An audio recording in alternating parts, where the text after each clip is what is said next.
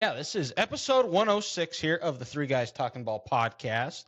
Got a lot to recap. It was a wild weekend in college football. The rivalry weekend lived up to the hype. We had We had some good NFL games. The Eagles just keep on rolling. Nick Sirianni still has a very punchable face, but we have to obviously start by discussing the game. Now, I could get up on my soapbox on my high horse, talk down on Ohio State, kick them while they're down, because it's at the moment very, very easy to do. But me being the Michigan man that I am, I'm not going to do that. Whoa. What, Grant? A Michigan man, you've never gone to that university in your life. Stop being a fake fan and saying you're a Michigan man. You've never been there. That is right. I have never gone. I did not go to Michigan, as most Michigan haters on the internet never fail to remind me. So, you know what? Here it goes. Ohio State got what they wanted. Crying Ryan Day hires his brother to try and bring Michigan down, just reeks of desperation, and said the only reason why Michigan has won these last 2 years was because, we had their signs. That's the only way. It doesn't make any sense. Oh, is it though? But you know what? Michigan doesn't need their signs to line up, blow them off the ball, and dominate them in the trenches like they have the last 3 years. It's Michigan men versus Ohio boys. And that couldn't have even have been truer. When the game hung in the balance and plays had to be made, the men on the field showed up and made Ohio State look like a bunch of little girls that they are. Wow. And they're not done. Michael Barrett has a saying, just a little bit of slogan that I think it's taken on as what Michigan has gone by, is be careful who you make the villain. This only brought the team closer and motivated them more to get back to Indy. So that coward, little, pathetic excuse of a man, Big Ten Commissioner Tony Petitti, has to hand Jim Harbaugh the Big Ten trophy on Saturday. And that's why Michigan is my team of the week. Wow. We didn't even draw. That's cheating. You know what? I made an audible. And so when you set the show up, you can make those audibles and do some adjustments to this. So, hey, Ethan, is this also because Dylan owns a house and he's better than us? He's not better than us. Yeah, I'm not. But my teams are. I'd love to be a bandwagon fan too. What? We'll find out. We all can't do that. We'll find out Saturday at 10:30. Fine. Yes, we will. Are we placing a wager on this? Not a fucking chance. Come on, Grant. Grant, you would. Yeah. No, I lost $20 last week on the Eagles-Chiefs game. I don't feel like losing another. Oh, you also lost $200 because Marvin Harrison Jr. isn't winning the Heisman either. That is true. Technically, I only technically lost 67. I think the bet as a whole was 200. But no, that is correct. I also lost some money on that. But all honestly, dude, that long shot kind of bet in April for the odds was kind of fun.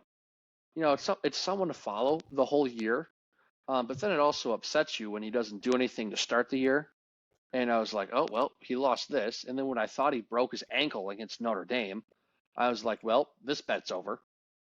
But no, I definitely think I want to try to do something again next year before the year. Either maybe if it's picking a team to win the national title, or someone like the Heisman Trophy, or hell, Coach of the Year would be a crazy one to do. But yeah, just kind of something fun like that. So yeah, out about a little under $100 this year on football bets that did not go my way. It happens. You win some, you lose some. That is correct. So to pick second and third here, in lieu of going with of not going with a Vikings or Chiefs helmet, we are going with teams we dislike. So decided to go with our your guys' most hated teams. And Ethan, I know we've discussed this, so we're going with the Saints for you. That's fair. And for Grant, now this one's a little bit tougher because I've seen him in about 6 to 7 different jerseys on this podcast and in life. It's the Raiders. But I did think of. I have to go back to something that that's always fresh in the mind. Have to go back to when we were all living together. Oh, you Week motherfucker. 2 of the 2015 season. Jamal Charles fumbles. Broncos run it in. I don't have to get into more of it. So we're gonna go with the Denver Broncos for Grant. That is the correct choice. I can't That's stand fair. those assholes. Yet he has a Von Miller Broncos jersey. So I don't know. Do you really hate him or? I got it when I was in high school. What can I say? I thought the orange was cool. I liked Vaughn when he was a rookie. Just because I don't like the team doesn't mean I can't like the player. That's my thing. This is fair. Okay, fair enough. A lot of people hate the Eagles but love Jason Kelsey. This guilty. So that's my attempt at defending myself. Luckily, this is not the court of law. So I don't have to worry about persuading a jury in my favor or not. You're right. And so and for me, if I did pick, but I did a pre and I won, so it would have been the Eagles though. I'm sure. I'm sure. It was a toss up between Eagles Packers, and lately just having to deal with Nick Sirianni and just now. Question for you, Dylan: is it Packers or was it just Aaron Rodgers in a Packers uniform? Yes, correct. Yeah. Okay. And I didn't have anything Aaron Rodgers, and usually I've made it a point to make sure I listen to Aaron Rodgers on the Pat McAfee show every Tuesday. So it's like I kind of like this guy, except when he beats my team. Dude, I felt that way after the first episode of Hard Knocks. You were like, how can you not like this guy? Like, I don't know what it is, but he casts a spell on you where you're like, he's actually kind of cool, and he's good TV. He is. It's his all those the drug or his darkness retreats, his in the ayahuasca, peyote or the ayahuasca, whatever it is. But well, did you get to watch the 2 episodes of the Dolphins Hard Knocks yet? Yeah, and it's going to be a good one. It will be. Mike McDaniel he'd be a fun guy to sit down and sit in an interview with because he'd give you some good stuff. Oh yeah, especially when he got hit in the junk in the shoulder. I about fell out of my chair laughing when he was explaining. It was like, yeah, I was collateral on that hit. I got nailed in the shoulder, and then I got hit in the dick. You got hit in the dick. Got hit right in the dick. And that hurt like a motherfucker. But let's see here. Hopefully, I can keep the helmets in the hat. I hope Ethan wins this week. It would be so funny. He wins and he still gets second place. I know it's gonna happen. It sure is gonna happen. It's gonna happen. I told you. Never fails. And then Grant, you're picking third, which you're hoping the Broncos move down to in the AFC West at some point, or just behind the Chiefs. But as long as they're number 2, I'm cool with that. But in a weird way, don't want to see them in a potential 2-7 game. Not a fan of that. Well, I mean, there is some history behind that because when the Broncos won their first Super Bowl, they did go on the road to Arrowhead and beat the Chiefs. That is true. So, but Ethan, this is not about Grant here. So, what is who's your college football team of the week? I know, brother. It's the same one. Oh wow. But and Dylan, that was not planned. Actually, I kid you not. But I went to the state of Iowa last week. I'm going right back to it. We're going with the Iowa State Cyclones, beating Kansas State. No game. The stats on this game make absolutely no sense. Kansas State ran 102 plays to Iowa State's 35. So wild. Iowa State had more turnovers. They had 25 less minutes time of possession, less passing yards, more rushing yards, but they averaged almost 20 yards a pass and over 11 yards a rush attempt. They had 3 plays, 3 touchdowns of 70-plus yards. They were, whether it was like a footing thing for Kansas State, they didn't get the right cleats or something, their staff wasn't on top of it. I have no idea, but it was explosive play after explosive play, and Kansas State just couldn't keep up. Like, it was absolutely nuts. He's gone. And we've lost Dylan. He got mad. I talked about Iowa twice in a row. Hey, fist them off. Yeah, it is what it is. But no, that's just mind-boggling.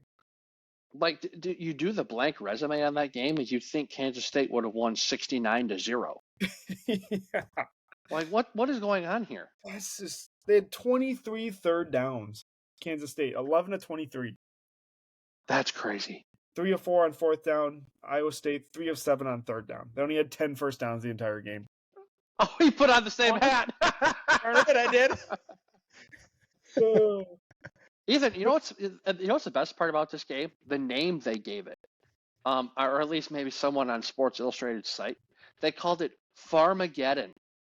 How perfect is that? The state of Iowa versus the state of Kansas. Down like it was filled. You can even see. I don't even know how Jason. I think it was Jason Benetti on the call. Yeah. I don't even know how we knew where they were on the field. Like, well, dude, crazy. when I got done with work on Saturday and went to the gym, when I came home, that was the most competitive game on. Oh yeah. So I watched that, and I couldn't tell where on the field these guys were. I just saw lines. I remember on Sama's first touchdown run, I'm like, is he running out of the stadium? Like, has he stopped? Like, when do you know when you're good? I don't think you do until you hit padding, until you hit purple padding. Yep. Or the tunnel, or you find yourself in the tunnel. Then it's you never know. Exactly. But just a crazy game. No, dude, I like it. Weird things happen in snow games. Yep. Snow games and snow games. And it's rivalry week. What can we say? Yeah. But I'm going to stick in the Big 12 conference, and I'm actually going to go to the state just south of Kansas, and I'm going to go with the Oklahoma Sooners. Last game of the Big 12, you got to win to keep yourself somewhat alive for the Big 12 championship game, and they put up 69 points. Hey. Nice. And just, this year to come back after a 6-7 year last year, to finish the regular season at 10-2, when your offensive coordinator is probably going to take a head coaching job this next week. Just a nice job by Brent Venables and his staff to, like I said, put up 69 points and get nice. I'm doing it again, baby. Just a good win to end the regular season, get some confidence going into the bowl game. And, people were thinking Oklahoma was in shambles when Lincoln Riley left. Well, with Venables there, they're now built for success in the SEC compared to where USC is at. I think. Why? What's wrong with USC? Well, they're soft and they're not coached well. And Lincoln Riley wears a visor, so he's a pussy. Whoa. And Venables, he's bringing in a bunch of good players next year, just like he did this last year, and just like how Sark built Texas, he's building that thing from the inside out. So, just overall, I'm going to give OU its props because I think they had a great week, and I like their future that Coach Venables has going for them in the SEC next year.